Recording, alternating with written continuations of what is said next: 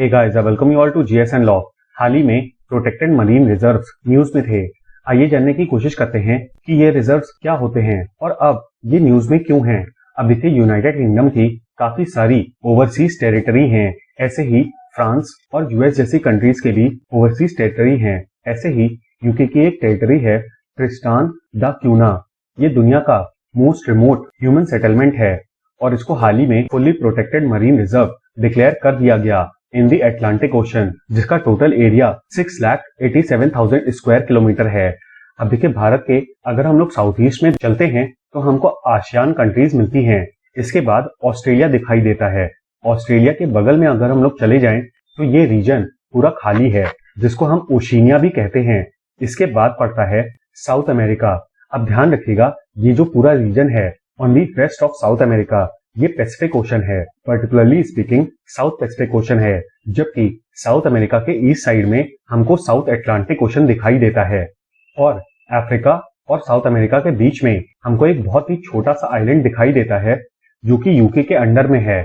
इसी आइलैंड का नाम है ट्रिस्टान डी क्यूना और ये काफी छोटा आइलैंड है, इसीलिए ये आपको जनरल वर्ल्ड मैप में नहीं मिलेगा। अब देखिए, प्रोटेक्टेड मरीन रिजर्व डिक्लेयर करने का फायदा क्या है। जो इस एरिया के 90% वाटर्स हैं उनको ह्यूमन एक्टिविटी से लॉक कर दिया जाएगा। मतलब अब इस जगह पे कोई भी human activity, for example fishing या फिर सैंड एक्सट्रैक्शन नहीं होगा, इंक्लूडिंग डीप सी माइनिंग, जो कि आज के जियोपॉलिटिकल परिप्रेक्ष्य में काफी ज्यादा इंपॉर्टेंट है बिकॉज ऑफ द रिसोर्सेज जो कि हमको सीबेड में मिलते हैं।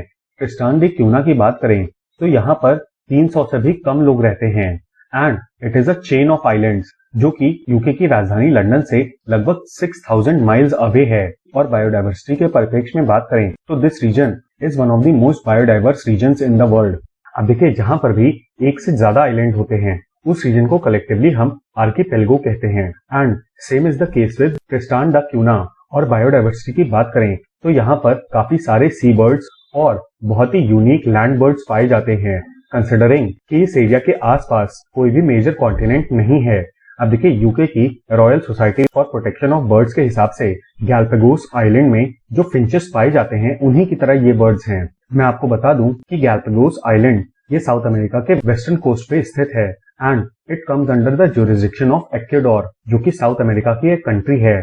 अब देखिए, सबसे इम्पोर्टेंट फैक्टर ये है कि यहाँ पर जो भी सी बर्ड्स पाए जाते हैं उनमें से कुछ प्रजातियां ऐसी हैं जो कि दुनिया में और कहीं भी नहीं पाई जाती। और ऐसे में अगर इलीगल और अनरेगुलेटेड फिशिंग एक्टिविटी होती है तो इन सी बर्ड्स के जो फूड रिसोर्सेज हैं वो खत्म हो जाएंगे। इसके अलावा इस रीजन में अगर प्लास्टिक पोल्यूशन होता है तो भी इन स्पीशीज को खतरा है, बिकॉज ओशंस में जो भी प्लास्टिक वेस्ट होता है वो over the years micro plastic में बदल जाता है and unintentionally fishes and microplastic को खा लेती हैं। अब जाहिर सी बात है कि अगर ये सी बर्ड्स उन इन्फेक्टेड फिशेज को खाएंगे तो जो माइक्रोप्लास्टिक हैं they will expand upwards the food chain.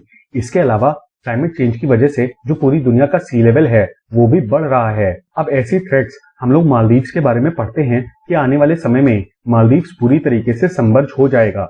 यही खतरा इस आइलैंड के साथ भी है।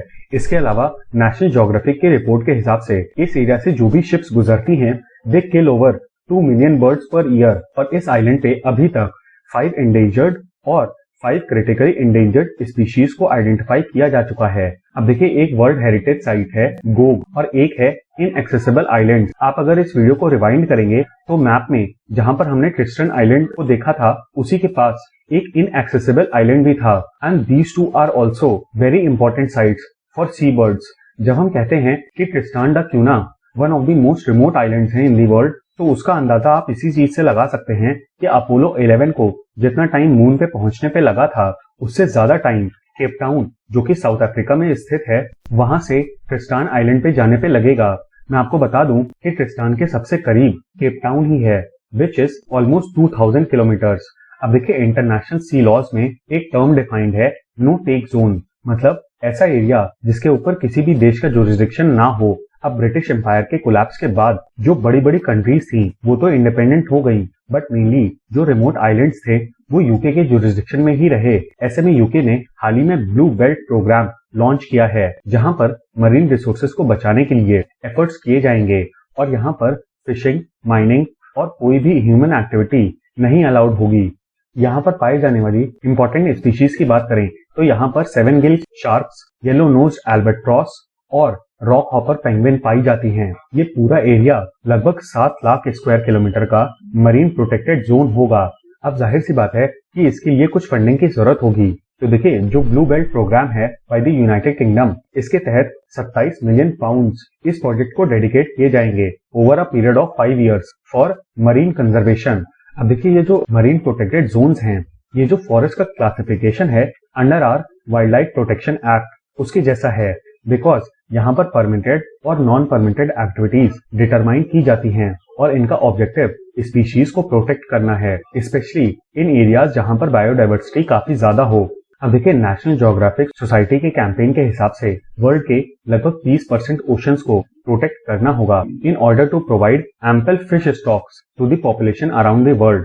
अब देखिए, कॉमर्शियल फिशिंग के आने के बाद से कम समय में काफी ज्यादा फिशेस रियर की जाने लगी।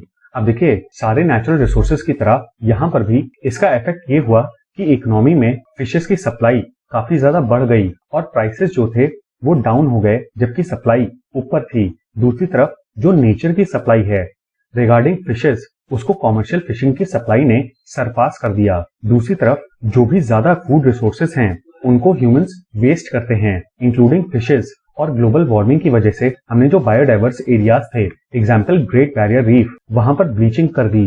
पोल्यूशन की वजह से भी फिशेस की संख्या नीचे गिर गई और अब ये अनुमान लगाया जा रहा है कि कुछ ही समय में जो ह्यूमंस के फिश स्टॉक्स हैं वो खत्म हो जाएंगे। और इसी के सोल्यूशन के तौर पे नेशनल ज्योग्राफिक सोसाइटी ने ये चीज कही है कि हम लोगों को दुनिया के 30% ओशंस प्रोटेक्ट करने होंगे in order to maintain the fish stocks. तो ये था हमारा एनालिसिस प्रोटेक्टेड मरीन रिजर्व का। उम्मीद है कि आपको ये वीडियो पसंद आया होगा। इस वीडियो का PDF आपको हमारे टेलीग्राम चैनल पे मिल जाएगा। और हाँ, please don't forget to like, share and subscribe. Thank you. जय हिंद।